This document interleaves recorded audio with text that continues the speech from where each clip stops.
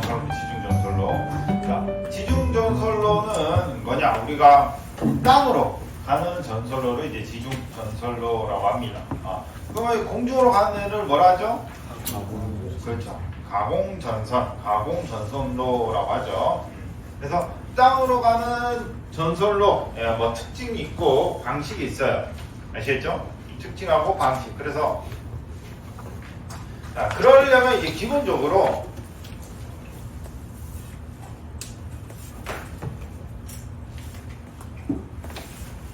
뭐만 기억하면 되냐? 장점이 있고 단점이 있겠죠.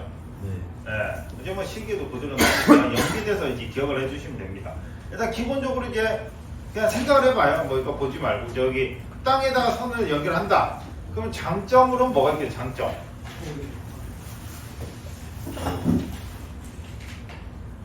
뭐래요? 미관이 좋다. 미간 좋다. 또요. 감전 위험. 안전하다.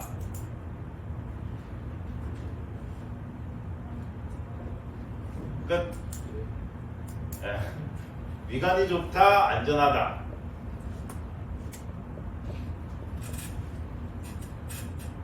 끝. 자연재해. 자연재해.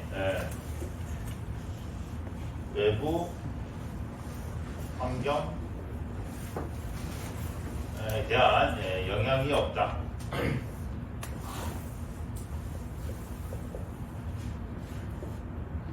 자, 뭐 또 있나요? 장점?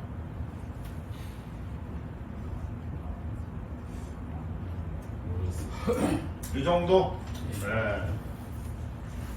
자, 그 다음 단점으로는? 비싸다. 비싸다. 그렇죠. 비싸다. 또? 보수가 힘들다. 보수가 힘들다. 유지 보수 힘들. 또?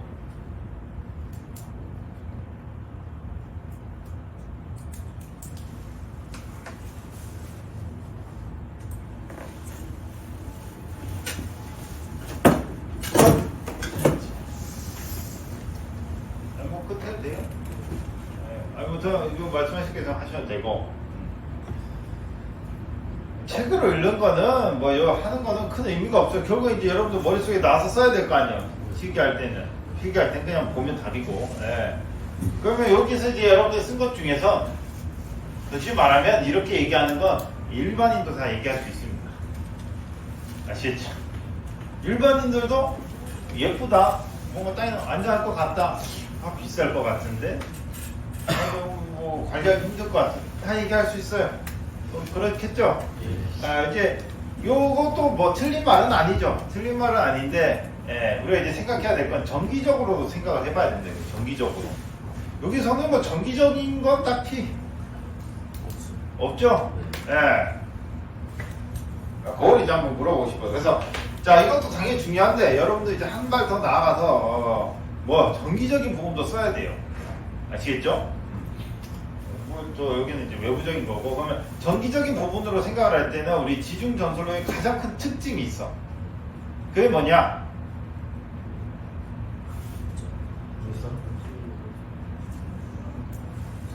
케이블이요, 케이블. 자, 땅이죠? 나선 쓸 수 있어, 없어? 없죠? 그럼 땅이니까 무조건 뭐밖에 못 써요? 케이블밖에 못 씁니다. 즉 가공전설로랑 지중전설로랑 가장 큰 차이는 뭐냐? 가공은 나선이고 땅은 케이블이에요. 이게 가장 큰 차이입니다. 아시겠죠? 그럼 그 차이, 즉 케이블이냐 나선이냐, 이 차이로 인해서 결국 뭐가 차이가 나느냐, 즉 선의 종류가 다르죠? 그러면서 뭐가 차이가 나느냐, 바로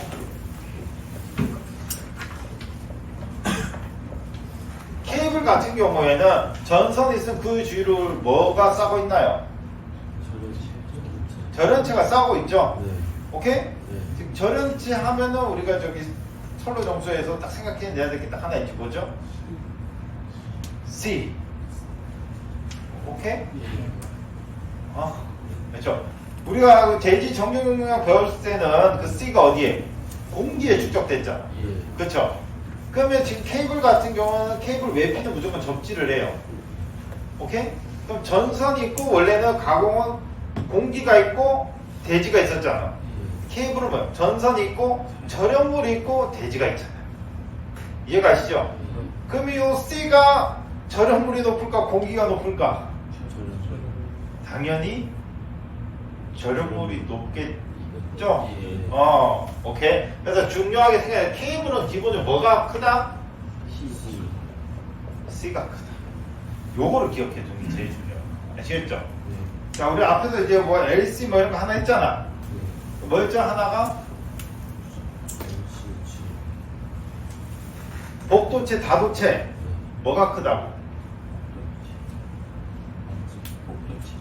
그러니까 복도체 그 기억해야 돼요. 복도체, 다도체 하면은 뭐가 크다고 결국엔? CC. C. R이 갑자기 왜 나와?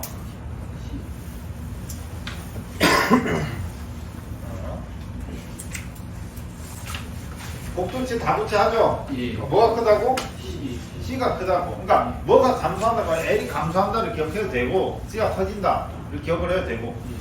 오케이? 네. 결과적으로 복도체, 다도체를 쓰면 등가 반진 이름이 커지죠? 예. 커짐으로 해서 L은 작아지고 C는 커지잖아. 예. 오케이? 네. 그래서 그거를 이제 기억을 해두는 게 중요하다라고 해서 결론적으로는 요거를 둘 중에 여러분 뭐 마음에 드는 걸로 하나 해요. 난 C가 좋다, L이 좋다. 예, 하나를 이제 해서 뭐 선택하면 그래서 뭐가 크다? C가 크다. 크다. 예, 그래서 복도체, 다도체를 쓰는 이유는 C를 크게 하기 위해서. 예. 오케이? 네. 예, 왜 크게 하는지는 앞에 설명드렸죠. 왜 크게 한다고요?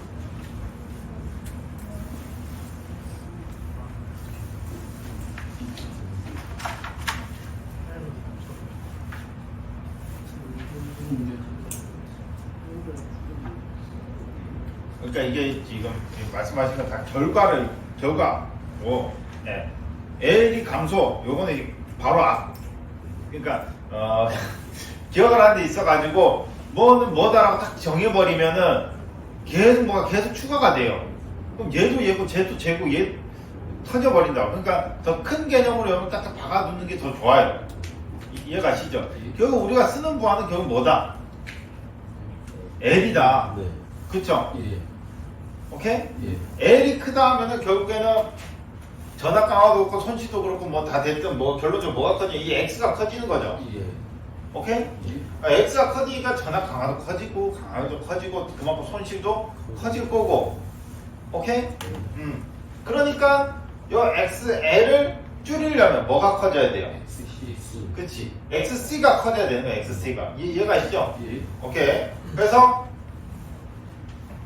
뭐가 됐든 그래서 우리가 요 X, C, 즉 L과 C 서로 비례되는 친구들을 서로 크고 줄이고 요거를 해야 됩니다. 그래서 L을 기억하는 게 저는 개인적으로 저는 더 편하고요, C보다는. 예. 그래서 뭐 C를 먼저 기억을 하셔도 되고. 여튼 그래서 우리가 C를 키운다 이꼬르 솔로를 더 C를 키운다. 우리의 일반적인 지금 가정에서 C를 키워서 서로를 좀 더 효율적으로 쓴다라고 생각해주면 효율적으로. 그럼 모든 게 다 포함이 효율적으로 쓴다. 아시겠죠? 다만 이제 C가 커지면 단점이 있어. 그게 페란티 현상이에요. 아시겠죠? 그러니까 거의 나오는 게 다 C 커지면 다 좋다. 다 좋아요. 좋아져. 근데 단점은 뭐냐? 페란티 현상이랑 제저모 현상. 요게 단점이에요. 뭐 전체 배우겠죠. 그래서 그렇게 기억을 해두시면 됩니다. 자, 여튼 케이블 C가 커지니까 기본적으로 효율이 좋아요. 그래서 어떻게 나오든 다 기준 전설로 그러니까 안정성이 높다. 정기적인 안정도, 전기는 안정도가 크다. 맞는 말이에요. 그러니까 여러분들이 따로따로 해놓으면 지중 전설한테 안정도가 갑자기 왜 나오지? 이렇게 되거든요. 그러니까 결국 C가 커짐으로 해서 안정도가 커진다. 안정성 여기서 말하는 감전 우려가 적고 다른 친구들은 L만세는 L가 네. 그래서 요 부분에 대해서 디테일한 내용들이 문제로 실질적으로 나온다고요. 근데 그 연관을 짓지 못하면은 풀기가 힘들어요. 전력공학은. 그래서 전력공학은 고득점 받기가 그래서 힘들어요. 왜냐면 문제를 하나만 더 해서 그냥 내버리면은 알아서 그 연기가 안 되기 때문에. 그래서 큰 틀로 여러분들 기억을 해두시면 좋습니다. 예, 그래서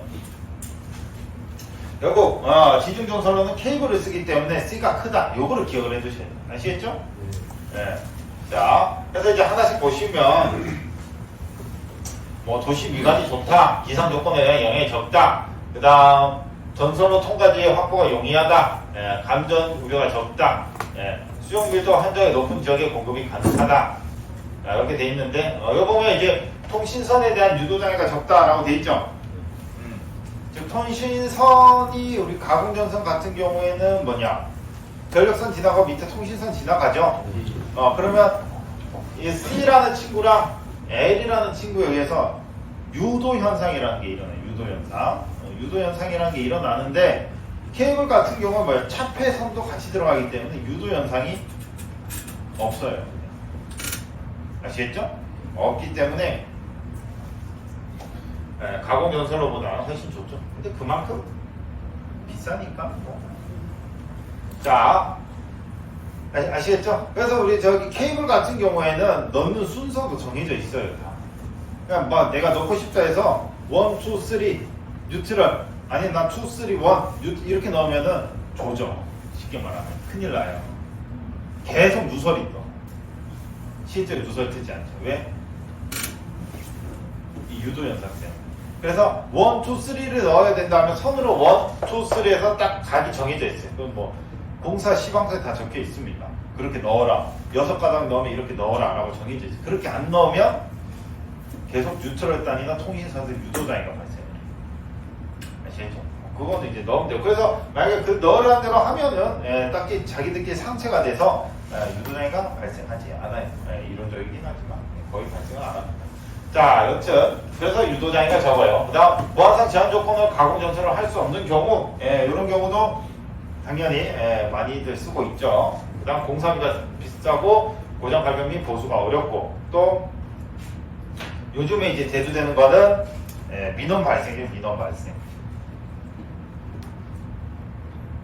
민원 발생.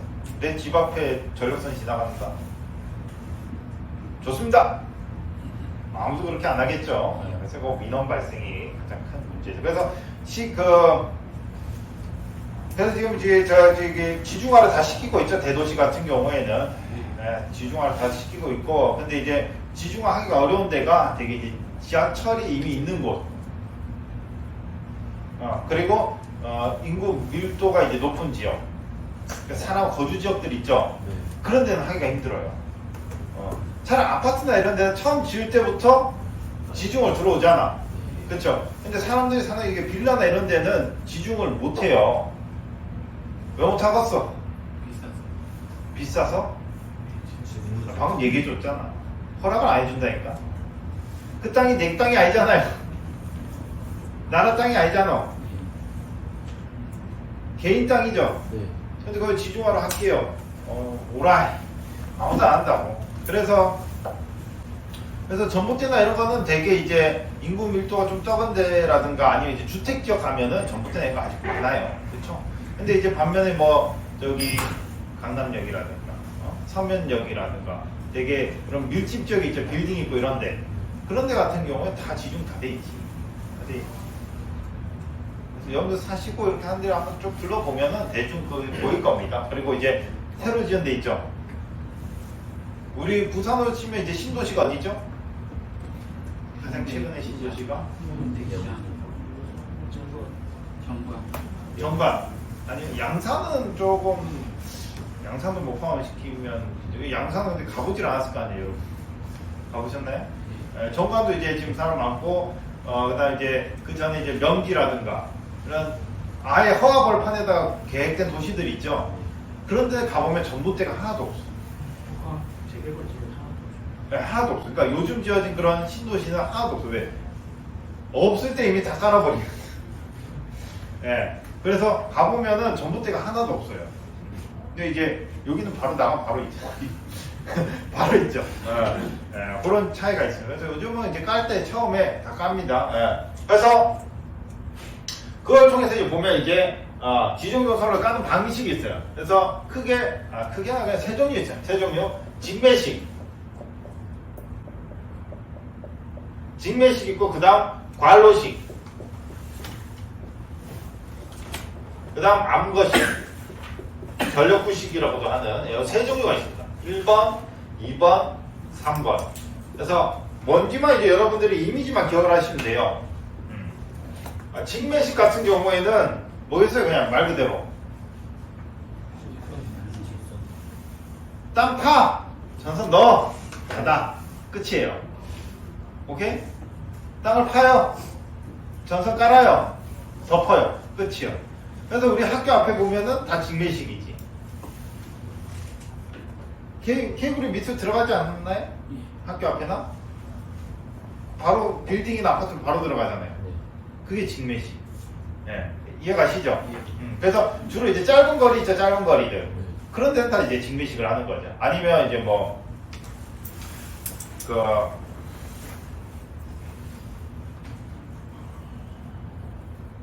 다이렉트가 수용가가 아예 없는데, 급전선 같은 그런 애들은 그냥 직매식으로 해도 전혀 상관이 없는데, 그 다음 보면 이제 그게 두 번째가 관로식이요, 관로식. 관로식은 쉽게 생각하면 맨홀 뚜껑 생각하시면 돼요, 맨홀 뚜껑. 우리 이제 맨홀 뚜껑 같은 경우 여기 가다 보면은, 그러니까 직매식은 여러분들 이제 저기 도시가스나 이런 거 보면은 바닥을 한번 이렇게 보면은 조그마한 거죠, 조그마한 거. 그래서 이렇게 박는 거 있죠. 표시 박아 놓잖아요. 오케이? 그래서 여기에 도시가스 말고 한전 적혀 있는 게 있어, 한전. 걔네들이 직매식으로 박아 놓은 애들. 아니면 관로식으로 박아 놓은 애들 있죠. 근데 위에는 이렇게 한전 요 조그맣게 박혀 있어요. 그리고 맨홀 뚜껑 우리 옛날에는 되게 이제 생각하기에는 다 물, 수도 있죠, 수도 있다고 생각하지만 가서 보다 보면은 이런 데 말고 약간 저기 섬에나 이런 데 인구 밀집 지역 같은 데 보면은 맨홀 뚜껑에도 한전이 적혀 있어요. 그래 근데 뭐 이제 배웠으니까 가다가 한 번씩 맨홀 뚜껑에서 한번 봐요. 한전 적혀 있는 것들이 있다고. 그게 뭐냐? 직매식 같은 경우에는 이제 말 그대로 전부터 이렇게 있으면 집어넣고 딱 이렇게 있으면 그냥 빌딩 있다 이렇게 하면 그냥 바로 이렇게 들어가는 게 직매식이에요. 근데 이제 관로식 같은 경우에는 이제 변전소가 이렇게 있는데 빌딩들이 한두 개가 아니에요. 여러 개요. 그렇죠? 그러면 이제 들어가야 되는 수용선들이 굵겠죠? 굵고 이제 수용가들이 많다 보니까 여기 안에다가 뭘 집어넣냐? 관을 집어넣는 관 안에다가 선 다발을 이렇게 집어넣는 거예요. 이해가시죠? 그런 다음에 여기 수용가까지 가기 전에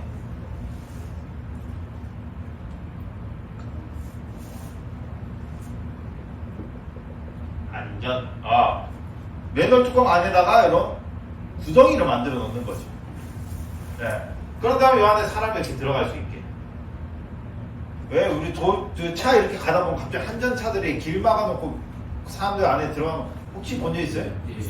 가공 이렇게 말고 바닥 그냥 땅으로 들어가시는 분들이 있단 말이에요. 차는 한전 차인데, 그 요거 들어가시는 분들이요. 이거 들어가서 뭐 하겠어요? 점검해야지. 이해가시죠? 방금 이런 거는 선 하나씩 들어가 한두 개만 들어가면 돼요. 2회선씩만 들어가면 되는데 이런 거는 다발이 들어가요. 다발이 들어가서 여기 안에 뭐가 있냐? 연결해주는. 우리로 저걸로 치면은 저기 우리 뭐라 했죠? 정션 박스 있죠? 오케이? 전력구에 정션 박스가 있는 거예요. 여기 안에. 이해가시죠? 그래서 스페어 선들이랑 해가지고 여기다 이렇게 연결을 해놓는 거죠. 그 다음 여기서 또 반대로 그대로 가고. 오케이? 혹시나 선로 내는데 문제가 생길 수가 있죠? 그러면 걔 빼고 다른 쪽으로 옮겨놓고. 이해가. 그래서 요 관으로서 길을 만든 요게 바로 관로식이에요. 관로식. 오케이? 됐죠? 그래서 이거는 이제 왜 직매식을 쓰면은 뭐가 힘들어요? 이제 월수. 그렇지, 유지보수가 전혀 안 되죠. 요거는 이제 다시 유지보수 하려면 파야 되잖아요. 그래서 이런 거 할 때 무조건 기본 2회선 이상을 깔아놓게 돼 있죠. 2회선. 법으로는 2회선 이상. 왜? 고장나면 또 팔 수 없잖아. 그래서 옆에 깔아놓은 선을 옮기기 위해서 2회선 깔아놓고요.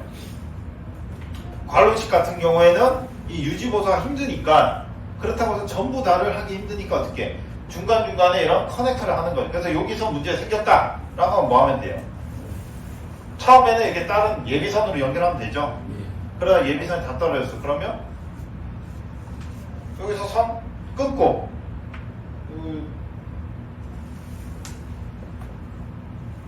크레인 써가지고 선을 다 뽑으면 되지. 이렇게. 뽑고 사선 집어넣으면 되지. 이해가시죠? 그런 식으로 이제 교체하기가 그냥 유지보수하기 편하잖아요. 그래서 섹션마다 이렇게 매너 뚜껑이 있고, 요거를 이제 관로식이라 한다. 이해가시죠? 그래서 관로식은 주로 이런 이미 구시가지지 쉽게 말하면 이미 번영되어 있는 이미 사람들이 많이 지내는 밀집 지역이 있죠. 그런 데에다가 이런 관로식을 많이 설치해 놨죠. 이해가시죠? 근데 이제 신설되는 그런 새로 신시가지 있죠. 신시가지 다 뭘로 되어 있냐? 암거식이 되지. 암거식은 쉽게 말해서 전력구식이라고. 전력구식.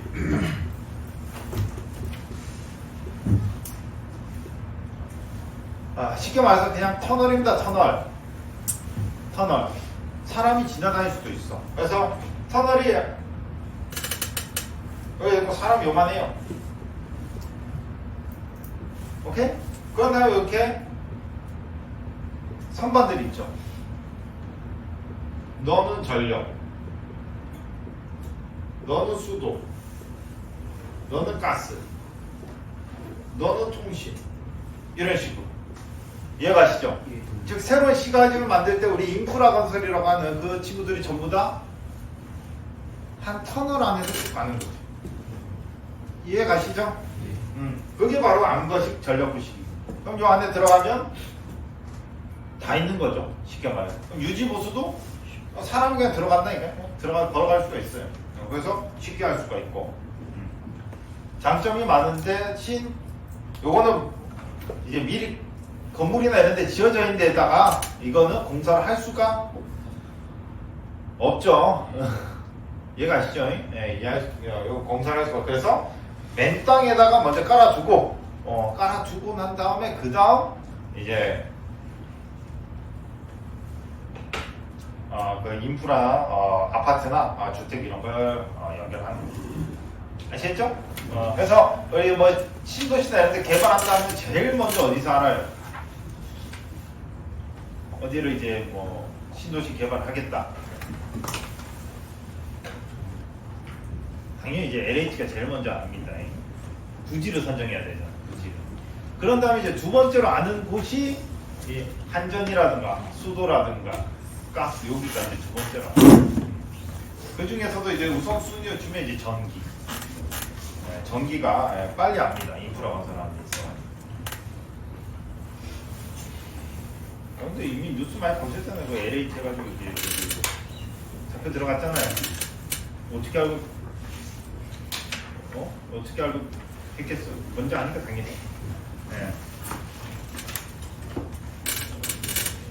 당연히 이런 건 이제 하루아침에 지을 수가 없죠.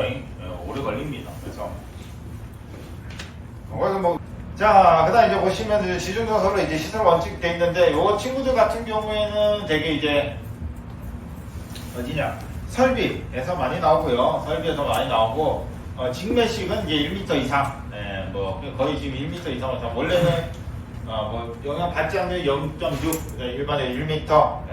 그 다음 관로식은 원래 옛날에 이제 1.2였는데 지금 법 밖에서 다 1m. 뭐 그렇고요.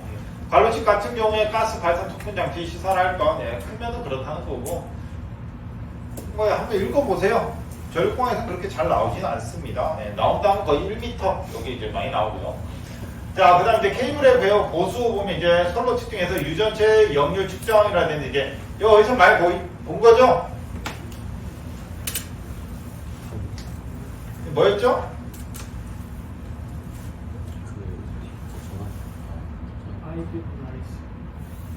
RD분의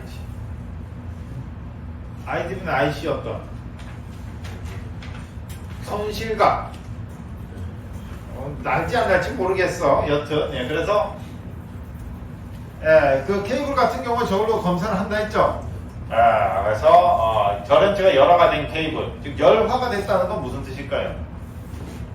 열화. 사각. 뭐가? 네, 좋습니다. 예. 즉 전선이다 보니까 열을 내죠. 열에 의해서 절연체가 뭐 가만히 있냐 그러진 못해요. 점점점 이제 열화를 한다라고 하는 것은 쉽게 말해 녹으면서 열 때문에 성질이 변하는 걸 의미합니다. 예, 그래서 절연체가 이제 열화가 되면 성질이 바뀌죠. 그럼 우리가 원래 기대했던 그 정도의 절연 성능을 못 내는 거지. 예, 그런 거 이제 테스트하는 겁니다. 자, 그래서 이런 거는 이제 눈으로 볼 수가 없잖아요. 안에 들어가 있으니까. 그렇다고 해서 예를 들어서 이제 매거링을 한다 해도 케이블의 열화는 볼 수가 없어. 이해가 있어? 왜 도통 잘 될 거 아니야, 구리선은. 그렇기 때문에 이런 거는 비 가지고 판단을 하는 거죠. 전류는 당연히 도체에 있으니까 잘 흐르죠. 유전체도 그에 맞춰서 있어야 되는데 그 비가 틀어지면 뭔가 잘못됐다는 거죠. 그 비를 확인하는 게 바로 그 탄젠트 데이터였고요. 자, 그 다음 이제 직류 누설 전류의 측정. 요거는 이제 매거링 하는 거죠. 매거링. 절연장 측정. 그래서 선로. 즉, 케이블이 어떻게 돼 있냐면, 도체가 이렇게 있으면, 그 주위로, 절연 물질이 감싸고 있습니다. 아니, 물론 이제, 이건 실기 가서 근데 배워도 되고, 동심 수무령이 있고, XLPL 절연 전선이 있고 이러거든요. 전력선은 XLPL로 절연 물질을 하는 거고, 그래서 절연 물질이 이렇게 있고요. 그 다음에 이 절연 물질 밖에가 뭐가 돼 있냐면, 이런 식으로 은박지처럼 된 선으로 여기다 이제 차폐선. 선이 있어요. 허연 색깔 선. 예. 그래서 이 선을 무조건 이렇게 땅에다 이렇게 접지를 해줘야 돼요. 그 다음 밖에 피복이 있습니다. 피복. 아시겠죠? 그래서 전선과 절연물질 밖에 바로 선이 있고 선 다음에 피복이 있어요. 케이블에 보면. 그래서 어디랑 어디를 찍어보냐? 땅이나 이런 걸 찍어보는 게 아니라 요 선 친구랑 파란 색깔 선 차폐선 친구랑 그 다음 차폐선에 있는 이제 접지선 이 친구랑 요 도체를 찍어보는 거죠. 그렇게 해서 매거링을 한다. 아시겠죠?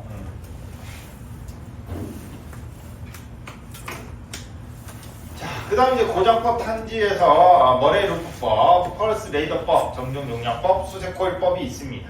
예, 기억을 해두시고 설명만 드리면 나중에 시기 가서 더 디테일하게 배우겠지만 머레이 루프법 같은 경우에 이제 힐튼 브릿지 여러분들 회로 이런 때 했죠?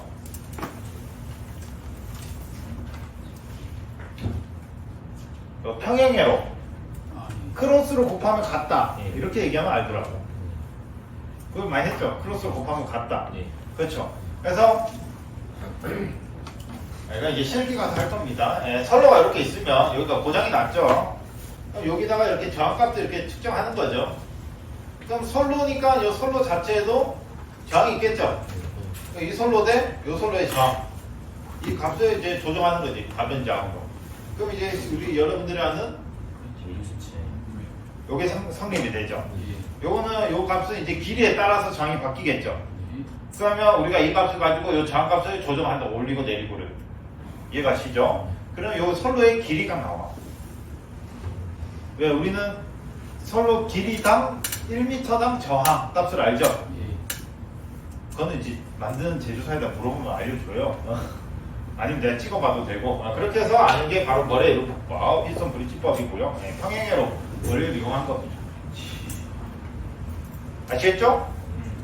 자, 그 다음 이제 펄스 레이더법 같은 경우는 쉽게 말하면 펄스파를 보내는 거예요. 뻥, 뻥, 이렇게. 보내면은 어떻게 되냐. 문제 있는 지점에서 약간의 튕겨나오는 반사파가 있어요. 아시겠죠? 반사파가 보고, 우리 레이더 있죠, 레이더. 레이더 어떻게 해요?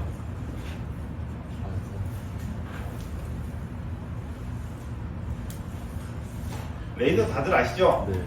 영화나 이런 거 비행기 도나 삑삑삑 하고 또 저기 잠수함이나 이런 거 저기 할 때도 삑삑삑 탐지하잖아요. 예. 전파를 쏴서 튕겨 나오는 시간 가지고 계산하잖아. 예. 똑같아요. 쏴! 튕겨서 돌아오는 시간 계산해서 길이가 몇 미터다. 오케이? 그게 이제 펄스 레이더법이고, 정령 용량법은 얘가 이제 R이 아니고 C 가지고 하는 거고, 수색 탐색 코일법은 이제 그 금속 탐지기 같은 거 있죠? 저거 다니는 거지. 디테일한 위치 잡을 때 쓰는 거로. 아시겠죠? 설명 뭐 대충 해서 뭐 궁금하시면 검색해보면 디테일하게 잘 나옵니다. 이런 게 있구나까지만 알고 계시면 되고, 그러니까 이제 전기 방치법 같은 경우에는 뭐 굳이 잘 몰라도 됩니다, 이거는. 문제 풀다 한번 나오면은 이런 거가 이렇구나 이렇게 한번 보시면 충분히. 자, 그럼 이제 넘어갈게요.